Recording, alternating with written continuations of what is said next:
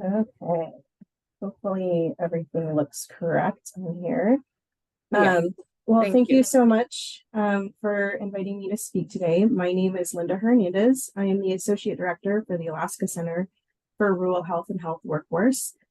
We are Alaska's AHEC program, and I'll talk a little bit about what that means in just a second. Um, so a lot of the questions that we often get is, what is an AHEC? An AHEC stands for Area Health Education Center. We are federally funded, and our goal is really to support the development of the healthcare workforce. Most states have at least one AHEC. Some of them have two, more than one program office.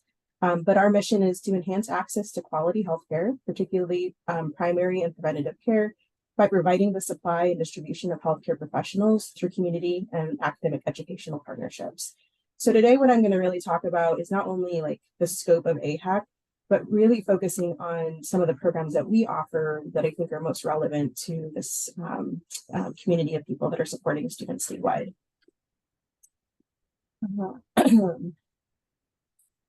So one thing I wanted to highlight is that we are a statewide program. So Alaska AHEC is a program that falls within the Alaska Center for Rural Health and Health Workforce. So we are under the umbrella of the University of Alaska Anchorage, but and so our program office is housed in Anchorage. We're actually on the building in Bragaw, on the annex, if anyone's kind of familiar with the geography of Anchorage and the UAE footprint. But we have partners across the state. We have regional centers across the state that are helping us really expand our reach to students statewide. So our Southwest AHEC, we have one a regional center in Southwest AHEC. It's actually the AHEC center is in Anchorage, but they travel out to Southwest Alaska. We have a Northwest AHEC, Yukon Kuskokwim AHEC, Interior AHEC, South Central AHEC, and our Southeast AHEC. And so we're working with partners across the state to deliver all of the programs that we have. Even though our education coordinators are traveling extensively throughout the state to support our statewide mission, we are in collaboration with all of our regional centers across the state that are living typically in the regions that they're serving. So just a little bit about the Alaska Center for Rural Health and Health Workforce and AHEC programs. So we have kind of three focuses. We want to engage students so that they can explore health careers. We want to train those students, and then we also want to retain them. So we're going to focus more on the engage and train part of this. So that's going to include our youth exploration programming, our rural CTEPS program, our Path Academy, and we'll talk a little bit about our AHEC Scholars program. But I wanted to highlight that we have a very robust programming from all of these facets. And so if you have more information, if you have people that are interested or healthcare providers working in the state, we do have retention opportunities, continuing education, partnerships with resiliency training. So all of those are key pieces to what we do in supporting the development of the healthcare workforce. Okay, so first I wanted to talk about our youth programming. We typically offer middle school and high school youth programming. We do a blend of opportunities. So usually we're focusing on just middle school and then just high school. But a lot of what we do is really catering our opportunities to the school districts that we're supporting, because we don't, that not everything is going to be as simple as just creating these singular camps statewide. So for example, right now we have an education coordinator that's in AHEC in Interior Alaska that's doing a middle school, high school blended 3-day camp because they didn't have enough students to actually support a separate middle school and a separate high school camp. And we're going to actually be doing 10 camps in Interior Alaska that are going to be hybrid camps. So a lot of our partnerships are very much designed to support the needs of the schools that we're serving. And we often have conversations to see what type of training, what type of experience the students want. And then we build those camps based on the school districts that we're working with. So a typical middle school curriculum is going to be highly customizable to the middle school age students. It's going to cover usually allied health and behavioral health careers. This year, we're going to be focusing on cardiovascular systems in most of our camps throughout the state this year.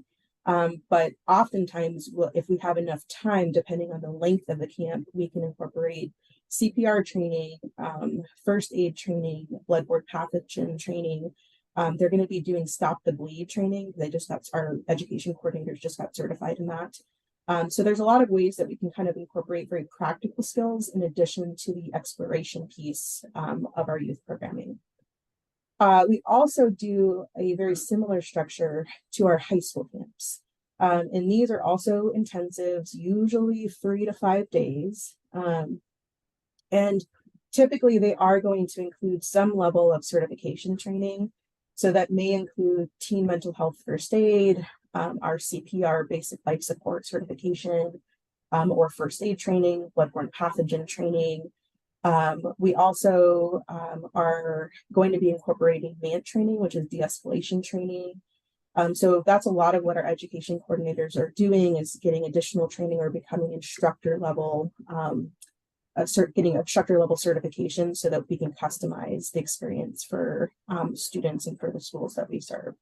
So all that to say, one of the great things about our youth programming is it really is just a conversation that we have with the schools to determine what the best, activities are. A lot of times we're working with schools and they say, hey, we're going to leave it up to you to decide the curriculum, which is really fun for our education coordinators. And sometimes they're coming in with pretty specific things that they want us to incorporate, which we're absolutely willing and able to kind of accommodate as well. I'll kind of make a point as far as our youth programming is concerned, that as far as funding, because I know that there's probably some questions that will come up regarding how do we pay for this.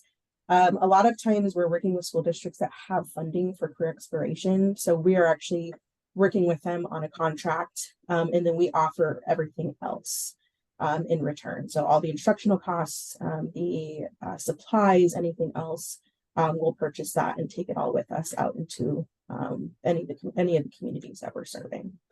And then I also just wanted to make a small plug that our education coordinators and most of our staff are trained in all youth, teen, and mental health first aid for the adult version. The youth mental health first aid is often popular for educators who are working with youth. And so we often are offering those trainings. And you'll actually see this. I put a link to our social media account, but we're doing a lot of mental health first aid trainings this year. I would say they're going to be monthly, if not more frequently than that. So if you have an interest in getting mental health first aid trained, there's going to be ample opportunity for the public to be able to engage in that. I wanted to show a brief sample schedule of what a typical middle school camp day would look like. It is a pretty full day. I would say not all the days are very full like this. We usually give people a little bit of a break. But it may start with some journaling, kind of getting a lay of the land of what to expect. The 4 drawings is actually an activity that helps them envision of where they are and where they want to be. And then this year, because we're really focusing on cardiovascular, we're doing, exercises related to heart rate. We're doing presentations on the anatomy of the heart. We do a little bit of information about what AHEC is, just so that students are familiar and can connect the activities that we're doing with our larger mission, especially because we'll have opportunities for them through the spectrum of their career if they decide to go into healthcare. Blood pressure, introduction to healthcare careers. There's a neat activity that they do with how students can clear the pathway to the heart. We do hand washing activities, and then at the end, we'll do some journaling so that they can kind of reflect on the day. The next day, as an example, they're going to be doing a stop the bleed training with the students, and then we'll have similar kind of day on the last day as well. So I just kind of wanted to give you an idea of what a typical day would look like in our middle school. And the high school kind of mimics this. The trainings might look a little bit different, particularly because we have certifications that are embedded in. So we have a minimum number of hours that we have to do in order for students to get certified in all of these areas. So we'll probably pull out activities to replace them actually with the certifications that we're offering as part of the high school plan. So this is our youth and programming opportunities.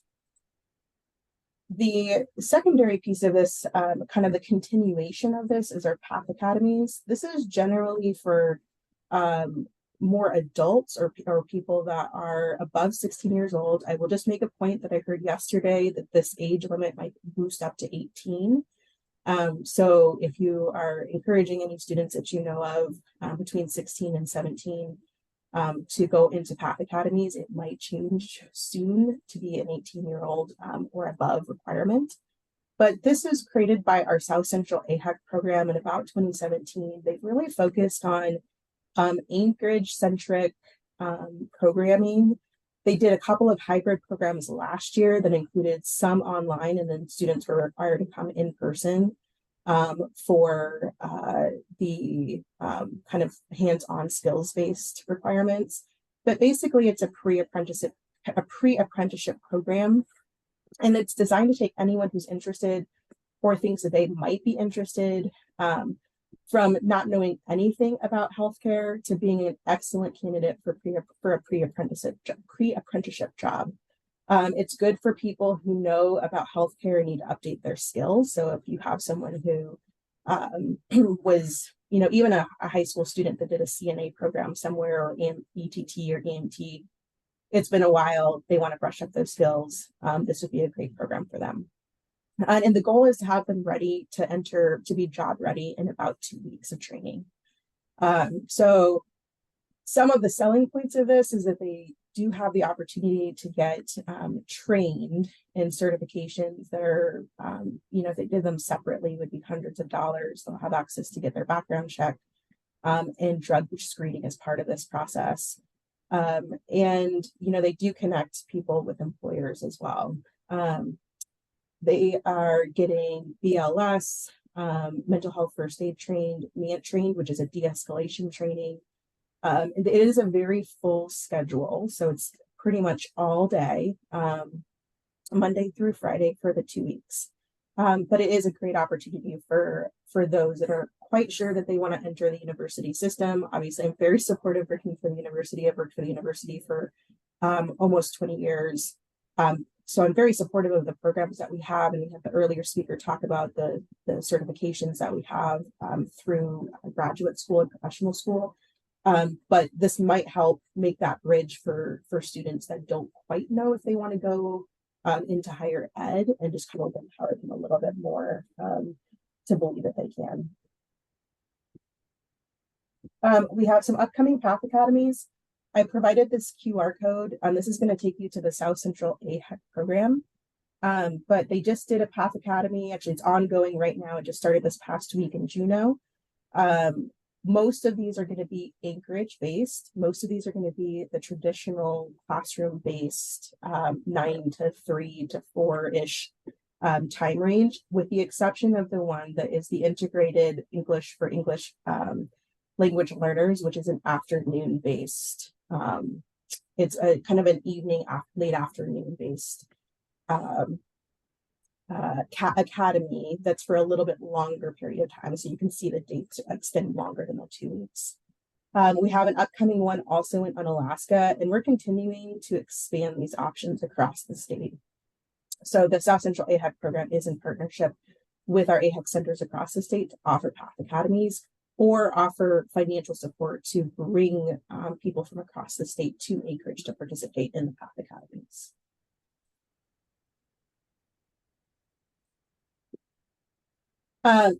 The kind of last piece of this that I wanted to talk about was our rural CTEPS program. This is for high school students, so it's a little different than our actual youth programming in that the CTEPS program is a very prescribed curriculum. And it's in person, typically it's in person for 1 week, so typically 40 hours. it does offer the opportunity for college credit and high school credit. So our curriculum is approved through the Department of Education. It's also approved for college credit through the entire UA system. So our AHEC centers in the UAF regions typically work with UAF, our South Central regions, or any of the camps that we're teaching with our program office education coordinators are all getting credit through UAA. And then our Southeast Center is going through UAS. So they have an opportunity to get college credit kind of wherever they're at. We do have funding available through the Perkins funding. This is a first come, first serve. So we do work with school districts who we do a call out at the beginning of the year saying who's interested. And we will use that Perkins funding until it's used up.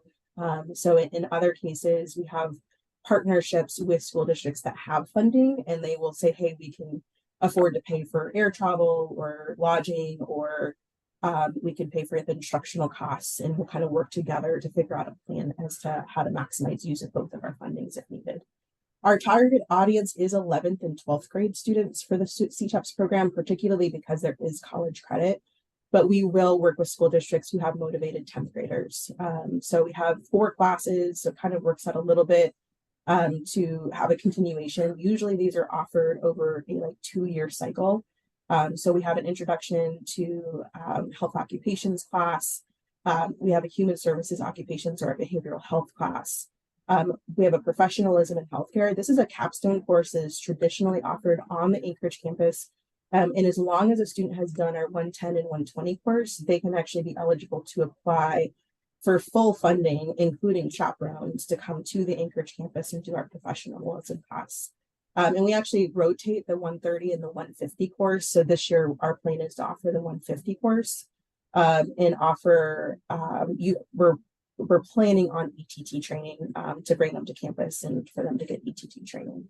But you can learn more. This is going to take you to our website. And then from there, there's going to be a link if you're interested in learning more to a Google survey, and that comes directly to me. And then I work with our regional centers depending on where you're located in the state. I wanted to do a small plug for our post-secondary connections. We are really encouraging our students to go into higher ed if they need to kind of further their career. And in most health careers, even though there are a lot of options at this the certificate level, a lot of our options are at the associate bachelor's degree and professional level. So we do have a program called the AHEC Scholars Program that provides students community-based experiential learning in rural and underserved communities. So we have scholars that are traveling out to rural communities to support community events. We can connect them with job shadowing, network opportunities, facility tours. And really our goal with the AHEC Scholars Program is to provide professional development, cultural competency, and industry recognized certification trainings.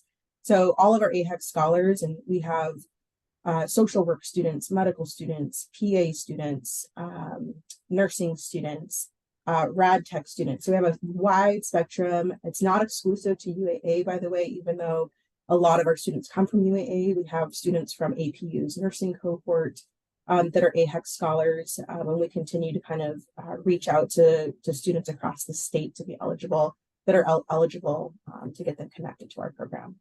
But the QR code is going to scan to our AHEC Scholars Program to learn more about that. If you are working with more of the high school and early college age students, this is something that they're not going to be eligible for until they've been accepted into what we would call full major or professional school program.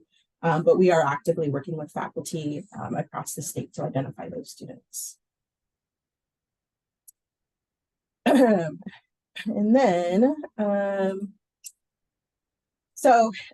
this is kind of just the wrap up for me. I'd love to hear from you if you are interested in partnering with us.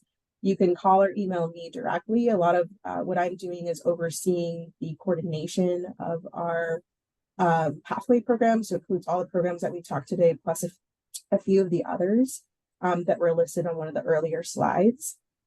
Please visit our website if you want to learn more about the opportunities that we provide. We do work in partnership extensively with the College of Health at UAA and our partners statewide. I think the great thing about working with the Alaska AHEC program is not only our connection to the universities system, but also our connection to workforce. And that's something that I think is an opportunity that we always look forward to and kind of capitalize on as we support students through healthcare careers. And then you can also follow us on social media. This is actually where we post a lot of our information about the free trainings that we offer. So including mental health first aid. So if you or someone you know are interested, it's a great way to kind of hear about the opportunities that we have to support our students and our teachers, counselors, and everyone else across the state. So this concludes my formal presentation. I didn't actually have time to look and see if there were actually any questions. Let's see. I know Dominica's done a great job of posting information. Okay, I'm scrolling back to see here. So for high schoolers, would AHEC consider adding ETT, EMT certification opportunities? So yes, EMT is a maybe. It just requires a lot more contact hours. ETT, yes. And we have some of our, it really comes down to having instructors. We're actually working on getting one of our education coordinators in our program office trained to teach ETT specifically, which is a little bit more, I would say, relevant to some of the demographic of students that we're serving, particularly at the high school level. But we do partnerships, and we can, do teacher buyouts or faculty buyouts to offer additional trainings if needed. I think if with anything, the EMT just requires a little bit more time that we don't typically have with that age demographic, but it definitely is possible. But ETT is definitely where we're headed. And we have another, our Southwest AHEC director is actually getting trained to be an ETT instructor. And so we're kind of expanding those opportunities as we can.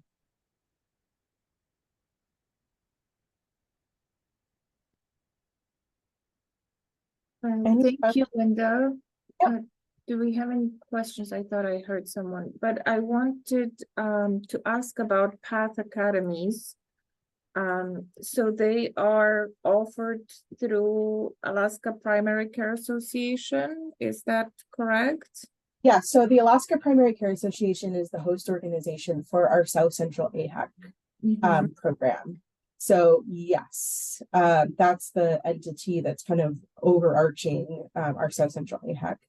And it's a little confusing, but basically the funding comes from both sources, both from our federal grant that gets distributed to our regional offices or regional centers, and then there's typically a match from the host organization. So we're both supporting those efforts. But if you go to the website, it's definitely going to be through the Alaska Primary Care Association. Thank you. Okay, and those Path Academies are offered across the state, correct? Okay. Yeah, so most of them are Anchorage based currently. They are beginning to offer more in other parts of the state, as we saw, like in Juneau, they're going to offer one in Unalaska. And they're very open to the partnerships if we have enough people to run them in any community. And then the kind of flip side of that is if we don't have enough people to run them, we're working with our regional offices to see if there's travel funding available for an individual to fly in to a Anchorage-based Path Academy to attend. I see. Thank you. That is certainly a lot of information. I try to keep up with all the links. I appreciate it. Thank you. Let's see here. So again, individuals are encouraged to contact you directly with any questions that they may have. Absolutely. Right? Okay.